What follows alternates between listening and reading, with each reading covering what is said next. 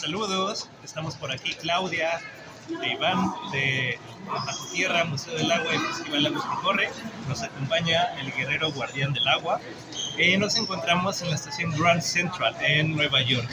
Recién concluyó la conferencia del agua de las Naciones Unidas y vamos a compartirles algunas de las cosas que observamos.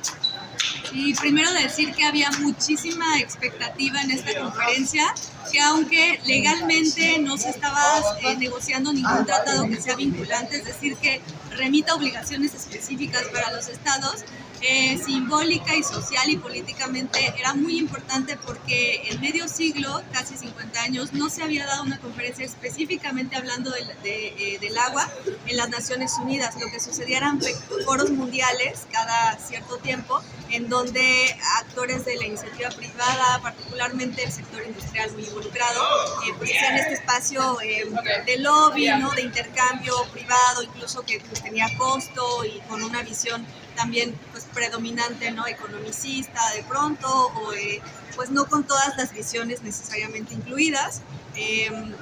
Incluso tenía cada vez los contraforos que hacían movimientos de todo el país afectados por diferentes cuestiones. Y esta vez pues era un foro público en donde tendría que haber, todo mundo tendría que poder entrar, no tuvo costo, hubo un sistema de acreditación de participantes. Y bueno, aunque todavía hay que saldar algunas brechas para que participen los sectores sociales, sobre todo las comunidades y las personas, pues este foro era más abierto, ¿no? Y en ese sentido era importante o interesante lo que se pudiera dar. Nosotros venimos con Redes del Agua, que es una plataforma latinoamericana. Estábamos 16 personas de 7 países de la región, incluidos Nicaragua, Colombia, Costa Rica, México. Y también venimos acompañando a gestores y gestoras comunitarias de Chiapas y de Oaxaca en el país. Entonces era una de más comitivas, como grupos, delegaciones de los países de Latinoamérica, con misiones muy, muy específicas. Una de ellas era visibilizar a la sociedad civil y a las poblaciones, a las voces, pero sobre todo a lo que está sucediendo a pie, en el día a día, en los territorios, ¿no? En ese sentido participamos en muchos eventos como paralelos que les llaman, que son el programa oficial donde tienen que estar todos los países, se llaman diálogos interactivos, y alrededor hay muchos eventos coorganizados entre diferentes sectores, y nosotros estuvimos en los que hablaban de escuchar a lo que no se escucha normalmente, ¿no? Testimonios, pero también posicionar cuál debería ser la visión de la gestión del agua a nivel global, desde poniendo al centro a las personas y a los derechos y a los ecosistemas y su salud. Entonces estuvimos acompañando el manifiesto de justicia ambiental, que fue algo que congregó y articuló a la sociedad civil, a los movimientos que tradicionalmente hacen este foro alternativo como de protesta, ¿no? Y para llevar esa propuesta al seno de las Naciones Unidas, teníamos como misión, pues eso, posicionar la perspectiva crítica, visibilizar los testimonios y más adelante también hablar con las delegaciones de cada uno de los países para que, aunque no fuera una conferencia vinculante, en el sentido del derecho internacional, sí lleváramos compromisos tangibles hacia el interior de los países que ya están aquí hablando del agua. Y les platicamos que en ese sentido hay buenas noticias. El manifiesto de justicia se presentó un día antes de que se iniciara la conferencia como un evento externo, ni siquiera estaba en el programa ni oficial ni paralelo, como algo pues fuera de la conferencia, y terminó leyéndose en el pleno, terminó siendo recibido de manera formal por la directiva organizadora de la conferencia, ¿no? El manifiesto terminó circulando por dentro de la conferencia y sensibilizando y teniendo un espacio que veremos pues qué impacto tiene más adelante, pero por lo pronto entró de manera formal a la conferencia. Lo firmaron más de 500 organizaciones de todo el mundo. Y por otro lado, tuvimos oportunidad de reunirnos con la Secretaría de Relaciones Exteriores de México, y también se encontró un acuerdo común, un compromiso en impulsar el reconocimiento legal de la gestión comunitaria del agua, que es muy, muy importante. Eso es una alternativa y una posibilidad real, concreta, en los territorios, que toca lo comunitario, que toca lo tradicional, que toca el agua desde una visión de bien común, que toca el agua desde una visión de conservación, y que pues es algo que América Latina tiene que decir al mundo y que puede ofrecer entre las muchas alternativas, y eso se logró posicionar. Fuimos como parte del equipo de comunicación, y aprovecho para agradecer a las colegas de Cántaro Azul y de Niparajá y de Sendas, que estuvimos 8 o 9 personas en el equipo de comunicación. A mí me tocó ser corresponsal en el lugar, aquí en Nueva York, pero fue un equipo muy, muy grande. De todo lo que les estuve informando y estuvieron viendo en nuestras redes, pues ahí hicimos el equipo. Un gran trabajo. Y bueno, platicarles que a mí me tocó estar participando en las sesiones de pleno de la Asamblea General. Estuve también atendiendo a los diálogos interactivos, que son estos espacios donde se abren para que los especialistas puedan compartir la visión, los resultados que traen de sus países, y también algunos de los eventos simultáneos que eran más pequeños pero muy focalizados a temas muy concretos.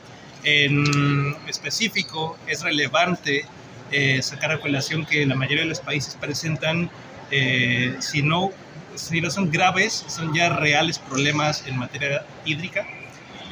Algo muy, muy común que se empieza a reconocer es que la mayoría de los países comparten cuencas y acuíferos. Entonces, se afirma que es necesario reformular una política transfronteriza de cooperación multilateral para hacer un correcto manejo de los recursos hídricos. Otro punto muy importante tiene que ver con la forma en la que algunos países tienen algunos requerimientos o pueden brindar capacidades o fortalecimientos en materia política o legislativa, en materia tecnológica o también en materia financiera. Fue muy común escuchar a algunos países solicitar apoyo financiero y a otros ofrecer apoyo financiero.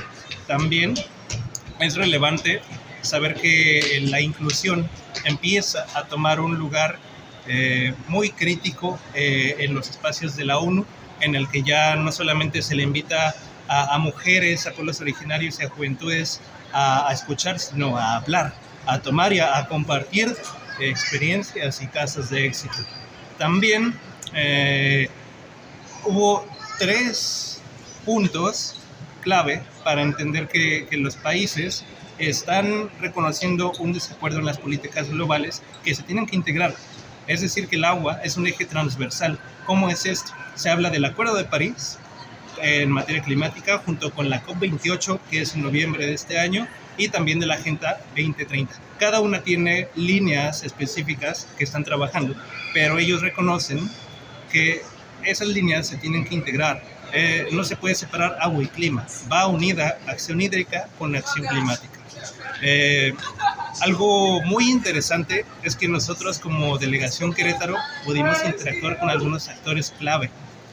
Uno de ellos es el doctor Rajendra, que es un hindú que se dedica a hacer grandes restauraciones de ríos contaminados en la India, y pudimos compartirle algo del contexto de lo que vivimos en Querétaro con los ríos contaminados que tenemos en nuestra ciudad y estado.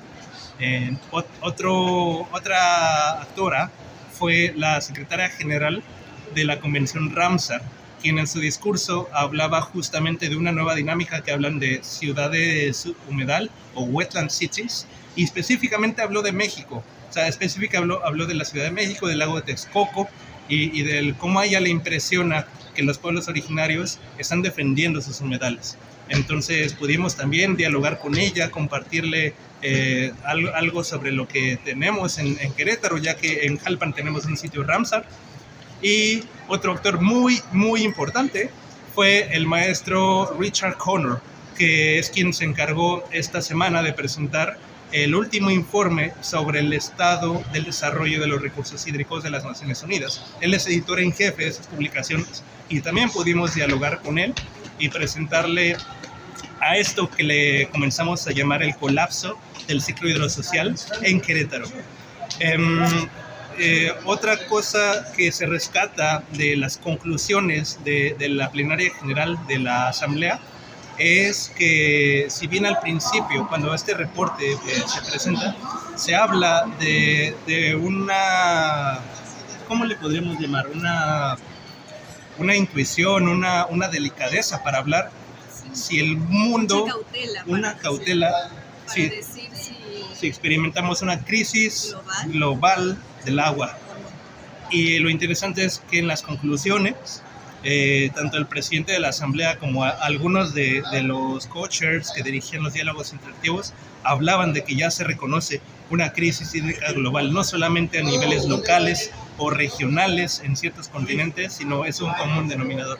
Un dato muy, muy interesante es saber que en este reporte se presenta que el 50% de la población global ya sufre discordias o carencias, afectaciones en materia de agua, y que también cerca de un cuarto de la población global ya